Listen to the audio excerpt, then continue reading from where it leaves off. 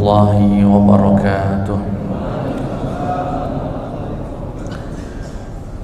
Alhamdulillahi rabbil alamin, wal 'aqibatu lil muttaqin, wala 'udwana illa 'alal zalimin.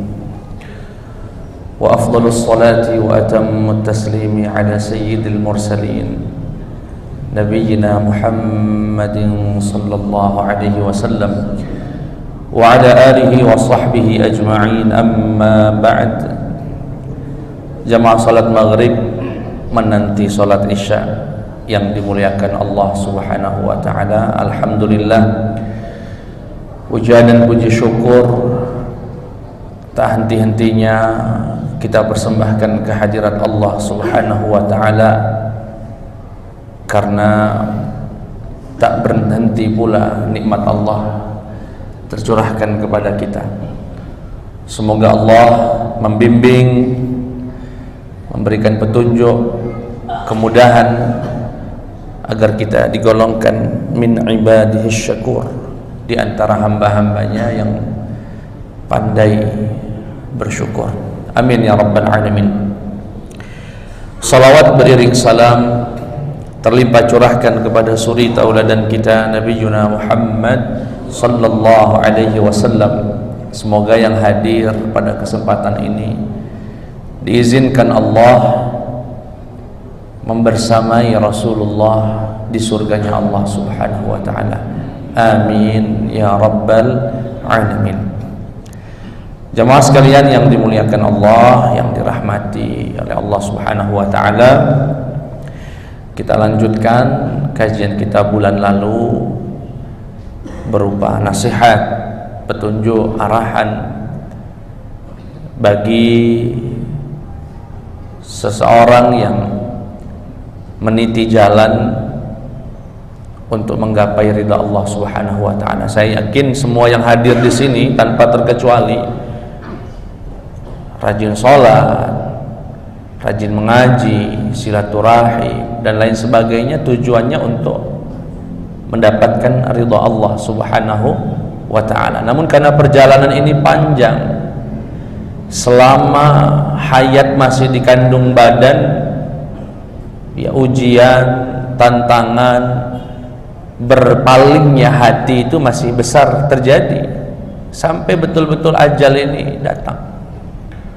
Berapa banyak orang tergelincir di ujung kehidupannya setelah lama dia meniti jalan ini. Maka penting rasanya untuk sama-sama kita mendapatkan nasihat. Pada bulan lalu, yang mungkin yang masih ingat, disebutkan bahwasanya orang yang sedang berjalan menuju Allah, ingin menggapai keridhaan Allah, itu selalu ditanggapi dengan dua tanggapan. Ada yang senang, ada yang tidak senang. Jadi bukan berarti kita jadi orang baik itu mendadak semua orang jadi senang kita, enggak. Tetap ada aja yang enggak suka itu. Bahkan ketidaksukaannya itu terucap, ya, disampaikan. Sehingga nasihat beliau, ya, kalau sampai ada yang tidak suka, apalagi ketidaksukaannya itu sampai berbuat sesuatu kepada kita, maafkan dengan syarat maaf tapi tidak menyimpan sesuatu di dalam hati, dan seterusnya. Ya, sudah kita jelaskan banyak poin pada bulan lalu. Pada malam hari ini kembali kita semua mendapatkan nasihat dari Al-Habib Abdullah Al-Alawi Al-Haddad. Beliau berkata, qala al-musannif rahimahullah, faslun wajtahid ayyuhal murid fi tanzihi qalbika min khawfil khalqi wa min at-tam'i fihim. Kata beliau, wahai muridku, berusahalah semampu mungkin untuk membersihkan hatimu dari rasa takut dan tamak kepada manusia. Tamak itu gimana? Misalnya duduk sama orang kaya tapi di batinnya semoga aja diinjuk sesuatu, diberi sesuatu. Ngobrol sama pejabat tapi di hatinya siapa tahu ada pejabatan. Ngobrol sama orang kaya, di hatinya ada keinginan, ada ketamakan, pengen dapat sesuatu. Kata beliau, bersihkan betul hati itu dari tamak sama manusia, dari berharap kepada manusia. Kenapa? Fa inna dzalika yahmilu 'ala as-sukuti 'ala al-batil. Karena itu akan membuatmu diam atas kebatilan. Diam atas kebatilan. Maksudnya, misal Pak ya, kalau saya sudah dapat mobil dari wali kota misalnya, dapat dikirim mobil ke rumah Pajero misalnya, setelah itu wali kota melakukan pelanggaran, bisa ngomong nggak kira-kira saya Pak? Aduh, beratnya Pak. Kalau saya sudah ngerasain diberi sesuatu dan memang di hati itu ada pengen itu memang, setelah itu nggak bisa ngomong apa-apa itu Pak. Dan ini ada pengalaman pribadi ya, kami pernah jatuh pada hal itu. Halnya simpel sebetulnya. Saya waktu itu jadi cerita saja ini Pak, jadi memang betul-betul fakta di lapangan. Saya dikasih jam tangan mahal banget sama seorang bupati, sama dengan jam tangan yang dia pakai. Ya saat itu saya masih awal-awal pulang lah, senengnya bukan main Pak, dikasih jam tangan. Ya, mantan mahasiswa baru lulus dapat jam tangan sekelas jam tangannya bupati, seneng batin itu Pak. Dan deket lagi hari itu, beberapa hari itu deket terus sama bupati ini.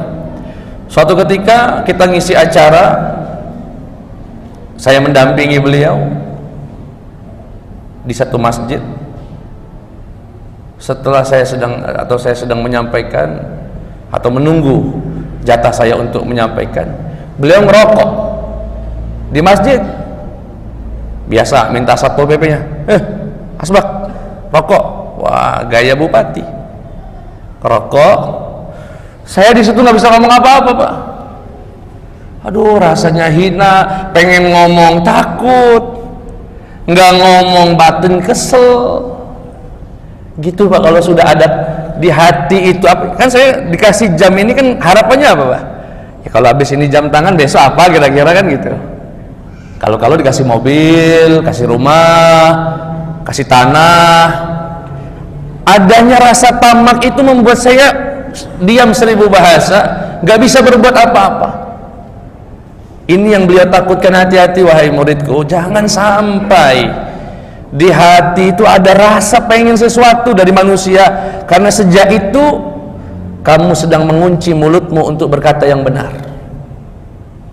Kata beliau, fa inna dzalika yahmilu 'ala as-sukuti 'ala al-batil. Yang lebih parah lagi, bukan sekedar diam dari kebenaran atau diam atas kebatilan yang dia lihat, yang lebih parah, wa 'alal mudahanati fid din. Kamu akan bersikap munafik, bahkan mencari pembenaran untuk membenarkan kebatilannya. Dan saya ditanya, misalnya ditanya, kalau saya ngerokok gini kira-kira saya boleh nggak Pak Ustadz? Setelah ngasih jam tangan itu Pak, ya gimana ya Pak?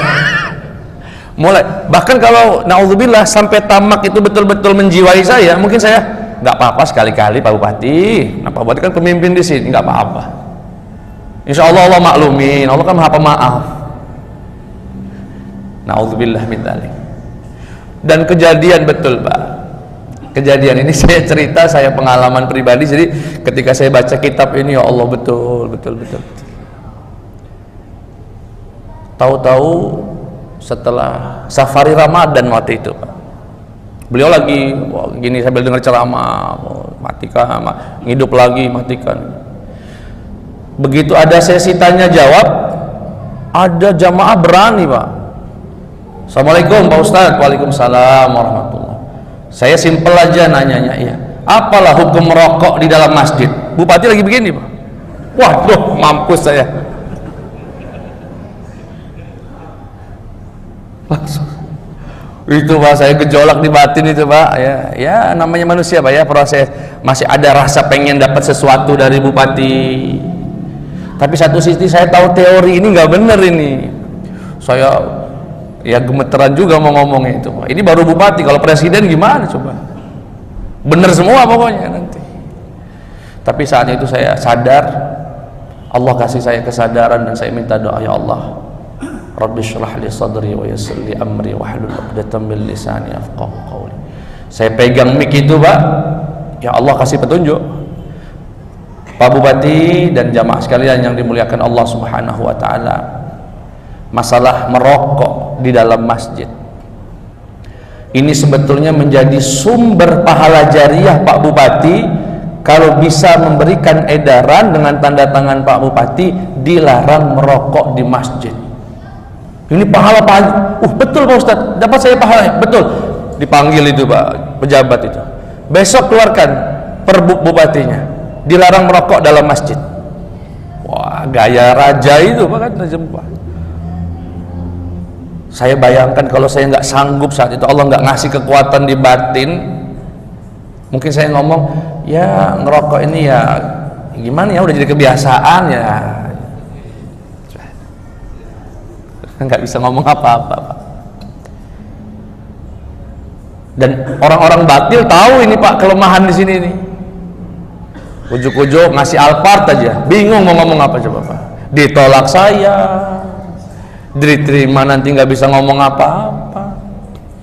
Sehingga kata beliau,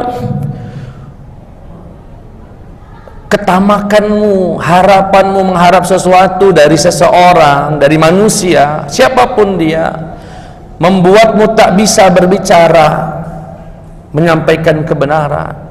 Wa ala tarkil amri bil ma'ruf, tidak bisa membuat memerintahkan kepada kebaikan, wan nahyi 'anil munkar, dan kamu tidak bisa untuk mencegah dari kemungkaran. Dan di sini beliau sebutkan kalimat yang saya sangat rasakan saat itu. Wa kafa bihi dhullan, sangat hina kamu saat itu orang mukmin. Dalam kondisi itu akan datang rasa hina yang enggak bisa dibahasakan. Hina banget, hina sekali rasanya. Orang lihat saya semua penceramah yang tadi gagah berani, wah bla bla bla. Begitu ini nggak bisa ngomong. Itu rasa hinanya nggak kepalang itu. Kata beliau, wa kafa bihi dhullan li sahibihi, cukuplah hina orang semacam itu. Udah ngarep nggak dapet lagi, waduh tambah lagi tuh. Li'annal mu'min azizun bi rabbih, karena orang mukmin itu menjadi mulia dan memiliki karisma ketika dia hanya mengharap kepada Allah Subhanahu wa taala. Saat itulah dia punya karisma itu Pak. Ketika seorang, apalagi pendakwah, seorang ulama, tidak ada rasa tamak, nggak ada rasa keinginan apapun, saat itulah dia menjadi azizun bi rabbih. Dia menjadi orang yang mulia karena hanya mengharap dengan Allah Subhanahu wa taala. La yakhafu wa la yarju ahadan siwah, tidak pernah takut dan tidak pernah berharap kepada siapapun selain daripada Allah Subhanahu wa taala.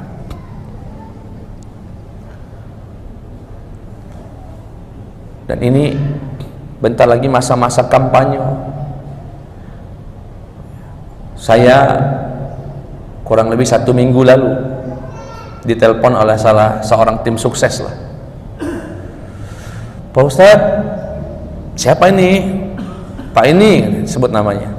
Siapa? Saya lu agak nggak begitu kenal. Saya dari tim suksesnya Pak ini. Oh iya, gimana? Pak Ustadz, ini ada dana. Beliau berniat baik mau ngasih Pak Ustadz. Terserah nanti Pak Ustadz untuk siapa, terserah. Dalam pikiran saya, ini murni atau gimana Pak? Ya, beliau sih nggak minta apa-apa sih Ustadz, tolong minta dicarikan suara aja katanya. Nah, nggak minta apa-apa. Langsung saya tahu karena sudah pengalaman ya, baru langsung saya katakan, aduh mohon maaf Pak, mohon maaf, saya yang begini nggak nerima, yang begini nggak nerima. Tapi Pak Ustadz lumayan loh. Memang berapa? Memang berapa? Untung saya nggak nanya berapa itu Pak. Kalau berubah pikiran saya. Kalau saya langsung kontan, saya lagi bawa mobil waktu itu, ditelepon, saya langsung, aduh mohon maaf Pak, dengan segala hormat saya nggak terima yang begini. Tapi ini gimana Pak Ustadz? Sayang loh Pak Ustadz. Enggak, terima kasih. Sudah. Kalau saya terima Pak, kira-kira apa Pak? Hina banget saya Pak. Sama aja Ustadz. Gayanya aja tuh sangar di atas mimbarnya itu. Kasih duit. Kalau itu tersebar misalnya, gampang Ustadz itu, kasih aja, selesai dia itu. Ya Allah, alangkah hinanya saya saat itu Pak. Hina sekali. Ya, hina sekali. Makanya ada doa yang diajarkan oleh Nabi Muhammad sallallahu alaihi wasallam. Allahumma kfina bihalalika an haramik wa aghnini bifadlika amman siwak. Allahumma kfini bihalalika an haramik wa aghnini bifadlika amman siwak. Ya Allah, cukupkan saya dengan yang halal dan jauhkan saya dari yang haram. Wa aghnini, dan cukupkan saya bifadlika, dengan karuniamu, amman siwak, dan jangan sampai aku butuh dengan manusia yang lain. Itu doa dari Nabi Muhammad SAW. Ya. Dan ini terbukti Pak ya, di lapangan tuh begitu. Kalau kita sudah merasakan, apalagi itu didorong oleh satu ketamakan, ya. Dan nggak ada cukupnya Pak, nanti dikasih mobil minta lagi dia, terus sampai perut ini diisi dengan tanah baru berhenti. Kemudian beliau ngasih nasihat, wa in wasalaka ahadun min ikhwanikal muslimina bima'rufin min wajhin tayyibin fakhudhu in kunta muhtajan ilaih. Kata beliau, sekarang kalau ada orang muslim baik ujuk-ujuk datang ke rumah ngasih hadiah, ngasih motor, ngasih mobil, ngasih cek, apalah, apa yang seharusnya saya sikapi. Ini ada orang baik, orang muslim datang mau ngasih sesuatu. Nasihat beliau, lihat, kalau kamu butuh dengan yang diberi, in kunta muhtajan ilaih fakhudh. Kalau kamu memang butuh, ambil. Karena ini bukan kamu yang minta, tahu-tahu dia datang niat memberi hadiah, kita nggak minta, kita nggak apa, kebetulan yang dia kasih itu kita sedang butuh, terima. Fakhudhu in kunta muhtajan ilaih, jika kamu membutuhkannya. Washkurillah, tapi ingat, bersyukurlah kepada Allah. Fa innal mu'ti haqiqatan, karena sesungguhnya yang memberi itu bukan dia, yang memberi itu Allah. Nah ini artinya hati itu langsung diarahkan ke Allah Pak. Ini orang yang menggerakkan jauh-jauh datang ke sini ngasih hadiah dengan niat baik, bukan siapa-siapa, Allah Subhanahu. Sehingga alhamdulillah. Fa innahul mu'ti haqiqatan, tetapi juga washkur man awsalahu ilaika ala yadihi min ibadih, tapi jangan lupa juga bersyukur kepada orang itu. Karena Nabi bersabda, la yashkurullah man la yashkurun nas. Tidaklah Allah akan bersyukur kepada seorang manusia sampai dia juga bersyukur kepada orang yang berbuat baik kepadanya. Ini kalau dia butuh Pak, ya. Kalau dia butuh, kita lagi nggak ada, ya. Saya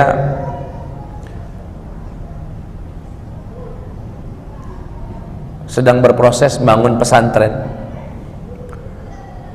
Setelah saya ceramah, ada seorang jenderal nanya, Pak Ustadz mau bangun masjid nggak?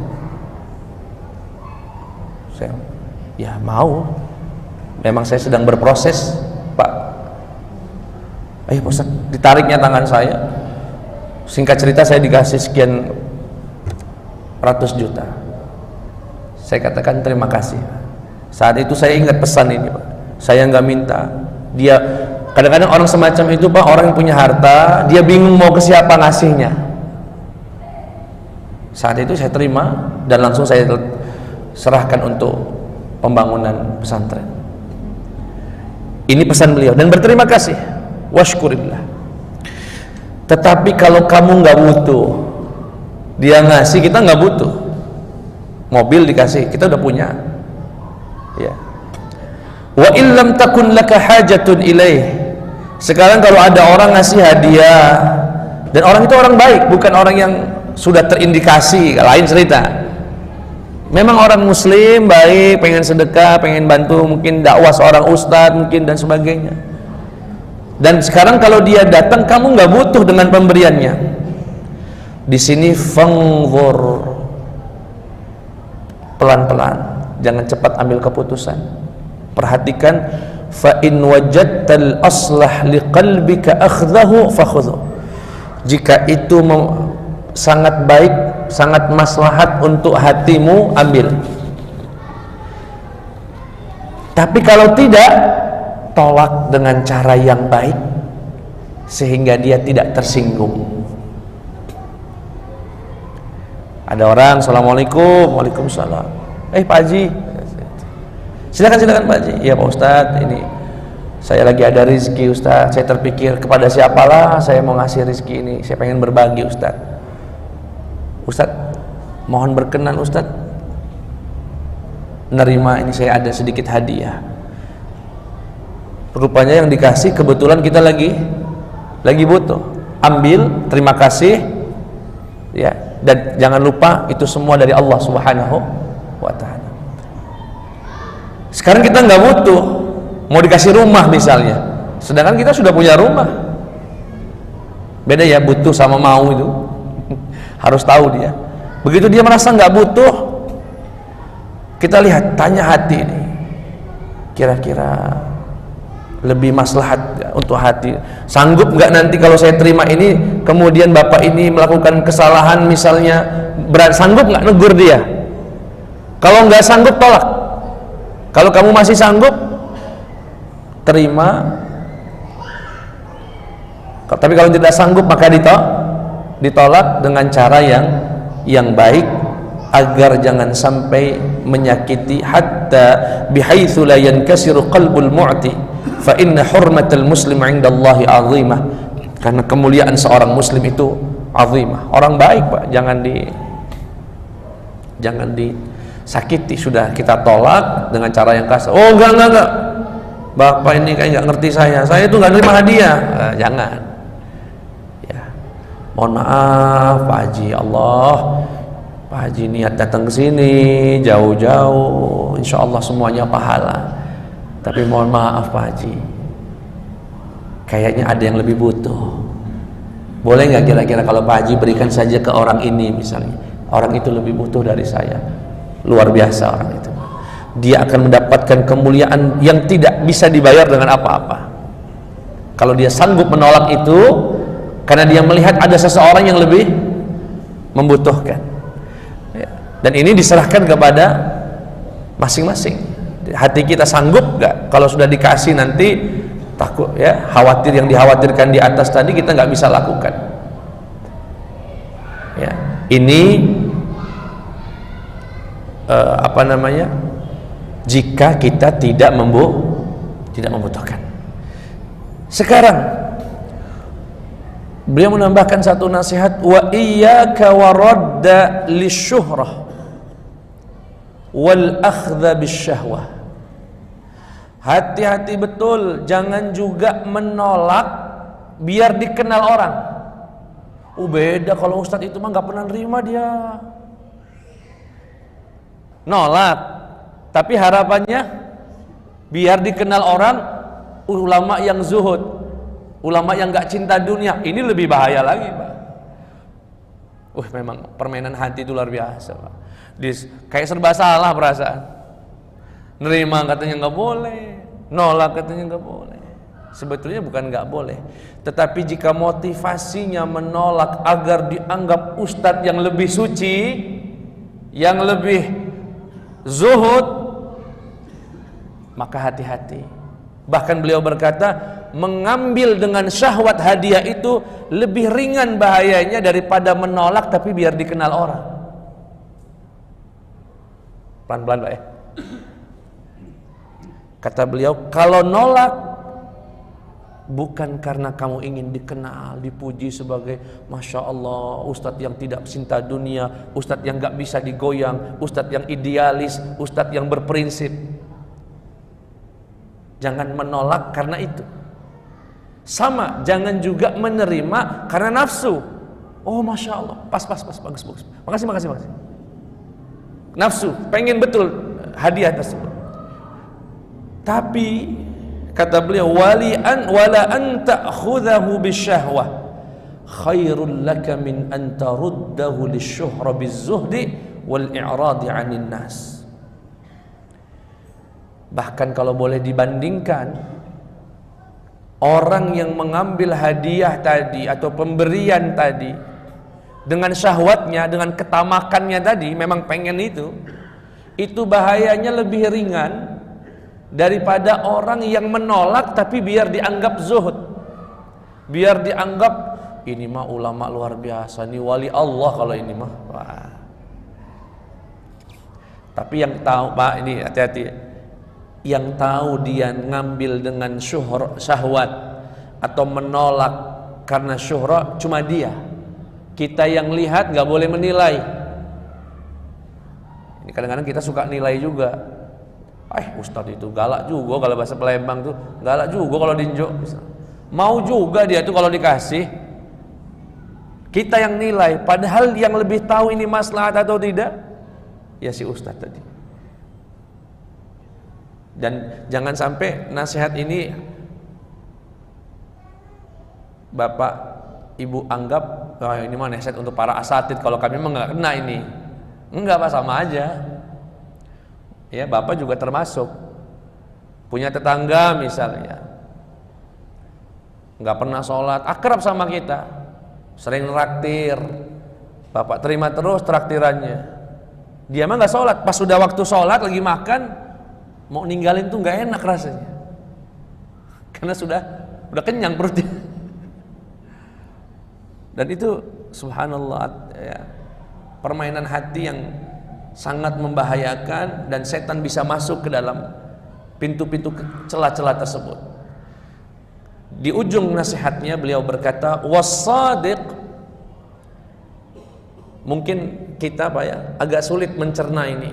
Gimana sih maksudnya kok menolak bukan karena ingin dikenal, dan menerima pun bukan juga karena syahwat. Artinya kesimpulannya, kalau ada orang memberikan kebaikan, neraktirkah, memberikan hadiah kah, rumah kah, mobil kah, ya.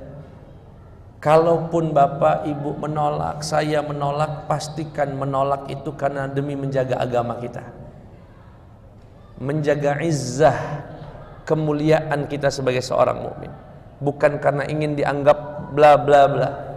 Sebaliknya, kalaupun menerima, bukan semata-mata karena tamaknya kita tentang barang itu, inginnya kita, nafsunya kita terhadap barang itu. Dan insya Allah Pak Ustadz aku masih belum bisa ini Pak Ustadz mencernanya. Beliau katakan, was-sadiqu la yaltabisu alaihi amrun wala budda an yaj'ala lahu rabbuhu nuran fi qalbihi ya'rifu bihi ma yuradu bih. Kata beliau, kalau kamu bingung bagaimana menyikapi ini, nolak atau terima, kalaupun menolak apakah karena syuhra atau bukan, kalaupun menerima apakah karena syahwa atau bukan, tuluskan hatimu untuk Allah Subhanahu wa ta'ala, luruskan niat, minta petunjuk, insya Allah Allah akan kirimkan cahaya ke dalam hati untuk mengambil sikap yang tepat. Saat itu Pak, ketika samar-samar begitu, ini syahwah, apa syuhrah, terkenal, ini betul-betul nolak karena apa? Kita bingung. Butuh ada cahaya yang memberikan kita keterangan, penerangan mana yang benar. Saat itu cukup tuluskan saja. Usduq billah. Jujur, tulus sama Allah Subhanahu wa taala, insyaallah akan ada cahaya hidayah yang memberikan petunjuk dalam hati. Sikap yang kita ambil adalah sikap yang benar. Menolak yang benar. Pun kalaupun menerima dengan cara yang benar. Di sini makanya yang saya ceritakan tadi, ya Allah semua Pak ya. Saat itu saya sempat gemetar mau menyampaikan dilarang rokok ya bayangkan Pak, yang rokok kepala dinas, Pak Bupati, padahal. Tapi saat itu ya Allah, berkecamuk antara merasa dzullah, merasa hina saya saat itu, antara rasa tamak yang juga pengen sesuatu yang lebih. Setelah jam tangan ini kira-kira apa ini? Saat itu Allah ngasih petunjuk, ya Allah, ya Allah, ya Allah. Dimudahkan lisan saya untuk mengatakan, itu yang dimaksud beliau, sejenak berhenti, jangan ambil sikap, minta petunjuk sama Allah, insya Allah ada cahaya itu Pak, memberikan, menuntun kita untuk sikap yang benar. Sampai sini kurang lebih jelas Pak ya. Jadi hati-hati betul, jangan sampai tamak kepada manusia. Tapi tamak sama Allah boleh nggak Ustadz? Boleh. Justru Allah senang dengan orang tamak kepada rahmatnya. Amalnya biasa mungkin, tapi kalau minta surga Firdaus A'la, boleh nggak Pak? Boleh. Bahkan Nabi yang nyuruh salil Firdaus A'la. Kalau minta surga itu jangan, ya Allah, di pinggir aja jadilah. Di pinggir surga maksudnya Pak. Di pinggir aja. Nggak boleh. Kalau sama Allah tamak. Kadang-kadang kita matematik sama Allah ya. Hai, nggak mungkin lah. Nggak mungkin lah. Laju mintanya tanggung-tanggung. Ya Allah, ya Allah. Di garis-garis pinggirnya aja nggak apa-apa. Enggak, mintanya surga Pak. Ya, mintanya surga Firdaus A'la. Bahkan tadi di awal pengajian saya tidak tanggung-tanggung mintanya. Minta sama Nabi Muhammad. Bisa bersama beliau sallallahu alaihi wasallam. Walaupun ilahi lastu lil firdausi ahla wala aqwa 'ala an-naril jahim. Ya Allah, aku memang enggak pantas di surga Firdaus, tapi enggak kuat juga di neraka. Itu kan bahasa rayuan sebetulnya Pak. Jangan juga disalahpahami, itu rayuan sebetulnya Pak. Saya dengar ada satu ceramah menyalahkan lirik itu karena kayak orang enggak mau surga aja, kayak orang siap masuk neraka saja. Bukan. Itu rayuan sama Allah. Ya Allah, minta surga Firdaus A'la. Kayak nggak pantas. Tapi kalau dikasih neraka yang nggak kuat juga. Intinya ya masukin Firdaus A'la dengan rahmatmu, dengan kasih sayangmu. Ya. Jadi kalau sama Allah boleh tamak. Minta Pak. Minta rezeki Allah 7 keturunan, mintalah. Ya. Allah senang dengan yang begitu. Tapi diiringi dengan usaha dan amal soleh. Ya. Kalau minta tapi nggak sholat, itu namanya ghurur. Nah, ini masuk bab lain lagi Pak. Tamak kepada Allah boleh. Minta surga yang tinggi, minta anak jadi penghafal Al-Quran, meski kita mungkin bukan penghafal Al-Quran. Ya Allah, aku ini siapa sih punya anak-anak, tapi ku mohon ya Allah, ada anak keturunanku yang bisa menghafal Al-Quran sebagai pemberi syafaatku. Minta Pak, nggak apa-apa. Siapapun kita, selama kita hamba Allah, minta tamak sama Allah nggak apa-apa. Tetapi tamak itu akan menjadi ghurur. Ini akan menjadi buayan palsu dari setan kalau tidak diiringi dengan amal soleh. Pengen anak hafal Quran tapi nggak dipondokkan, sekolahnya di Sapereus, ngapal apa nih Sapereus? Ya Pak, ngapal yang lain nanti. Itu namanya ghurur. Karena ada yang ghurur juga Pak. Al-Imam Hasanul Basri berjumpa dengan sahabatnya yang sudah tua tapi masih minum khamr. Kata beliau, mau sampai kapan sih kamu kayak begini? Nggak segera taubatkah kamu? Kata dia, kok kamu yang pusing sih? Kan bukankah wasi'at rahmati kulla syai'? Bukankah Allah itu mengatakan dalam Al-Quran, rahmatku meliputi segalanya, insya Allah Allah maafin saya lah. Apa kata beliau? Iblis. Itu iblis itu yang ngomong sama kamu begitu itu. Ya. Dia terbuai. Allah itu maha penyayang, Allah maha rahmat. Jadi nggak sholat nggak apa-apa, yang penting Allah maha rahmat. Nanti di ujung-ujungnya masuk surga juga. Itu namanya orang yang maghrur, terbuai dengan bisikan setan. Ya, terbuai dengan bisikan setan. Nah ini na'udzubillahi min dzalik. Jadi kalau tamak kepada Allah nggak ada masalah. Tapi disebut tamak kalau disertai dengan amal soleh. Kalau tidak, maka masuk ke dalam bab namanya bab ghurur, dibuai oleh setan. Ya, na'udzubillahi min dzalik. Saya tutup dengan satu kalimat yang baru saya baca tadi pagi. Kalau makan di rumah orang miskin, habisilah sampai habis. Dia akan bahagia. Kalau makan di tempat orang kaya, secukupnya saja, kamu akan mulia. Paham kira-kira Pak? Orang miskin itu kan mau ngundang kita aja udah susah banget itu Pak. Ya Pak ya. Bahagiakan dia. Makan sampai habis, bila perlu dijilat. Masya Allah enaknya. Tapi kalau depan orang kaya kan hidangannya banyak Pak. Udang ada, sate ada, pindang ada. Kalau Bapak ambil semua, pindang laju, rendang laju. Setelah itu Bapak akan rendah di mata orang yang ngundang Bapak itu. Jaim lah Pak bahasanya itu Pak. Jaim dikit sama orang kaya itu. Udah Pak Ustadz, makasih, Masya Allah, nikmat sekali makanya makasih. Cukup makan 1-2 lauk sudah. Tapi kalau Bapak sampai numpuk, sama baik Ustadz ini. Sama baik kata orang Palembang. Ya sampai di situ Pak ya. Kalau ada yang mau ditanyakan dipersilahkan Pak.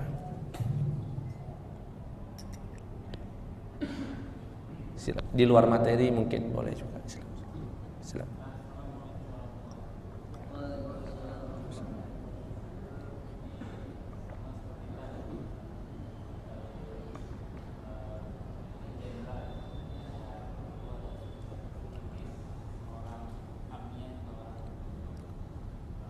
Mampu ya.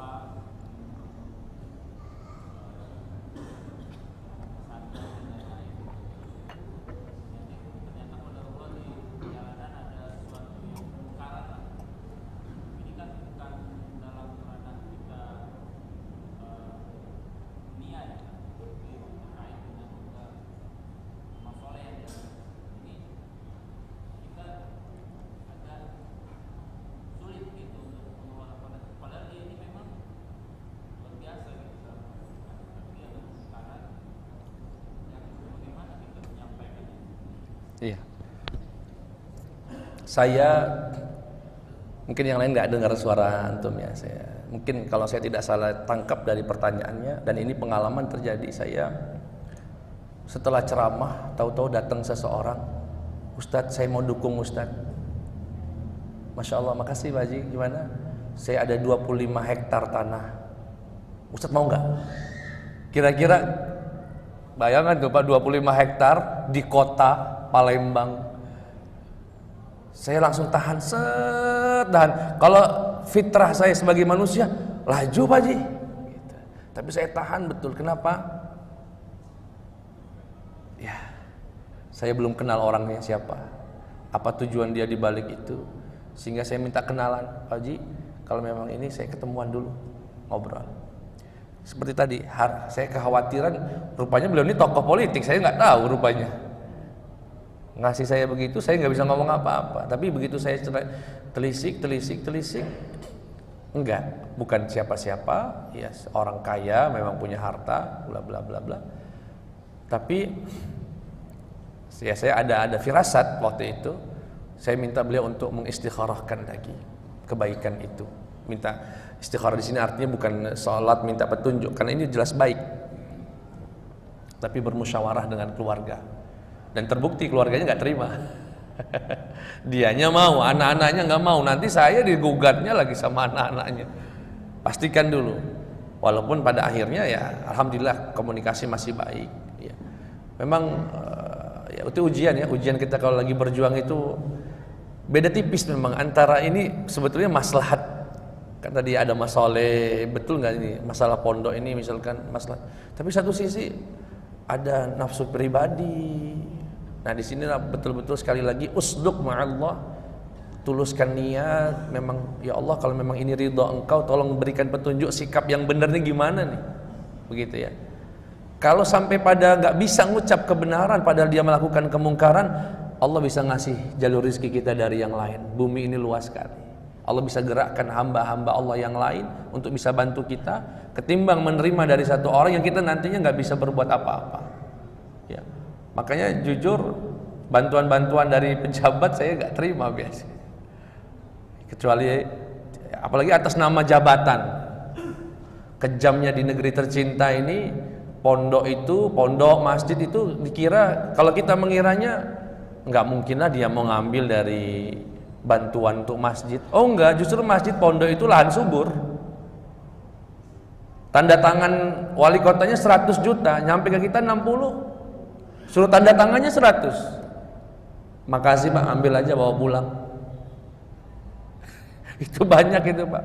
Bantuan masjid. Wali kota datang, apa bupati, apa gubernur, saya mau bantu Pak.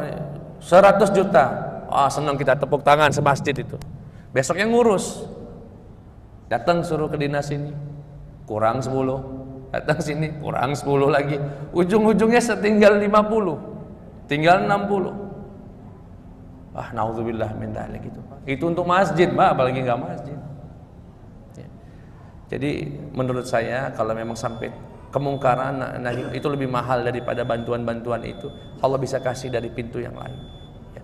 Tapi kalau bisa main cara halus, baik-baik nyampaikannya, insya Allah dua-dua maslahatnya dapat. Kebaikan beliau tidak berhenti, kebaikan kita untuk dia pun tidak berhenti, gitu ya. Dan ini butuh kepiawaian dalam membaca kondisi, menggunakan redaksi, bahasa dan sebagainya. Wallahu ta'ala a'la wa a'lam. Masih ada Pak? Silakan. Ada azan ya? Oke. Baik jemaah sekalian yang dimuliakan Allah Subhanahu wa taala. Ini kajian kita dari awal direkam di ad-du'a. Jadi bagi yang ketinggalan, karena ini nasihat sebetulnya bersilsilah Pak, berkesinambungan. Ya, setiap kali pertemuan kita akan dapat nasihat. Mungkin yang baru ikut belum, silakan di subscribe channel ad-du'a. Alhamdulillah sudah ratusan ribu. Jangan sampai kalah sama Atta Halilintar dan Raffi Ahmad. Ya, kita yang dukung. Kalau nggak kita siapa lagi? Ya. Dan hati-hati, ini masa-masa kampanye, masa-masa ini. Jaga hati, jaga lisan. Jangan sampai dosa lebih banyak dari pahala meski niatnya baik. Ya. Insyaallah Allah berikan negeri kita, bangsa kita pemimpin yang bisa menegakkan keadilan. Amin ya rabbal, bukan qabul. Subhanakallahumma wa bihamdika asyhadu an la ilaha illa anta astaghfiruka wa atubu ilaik. Wassalamualaikum warahmatullahi wabarakatuh.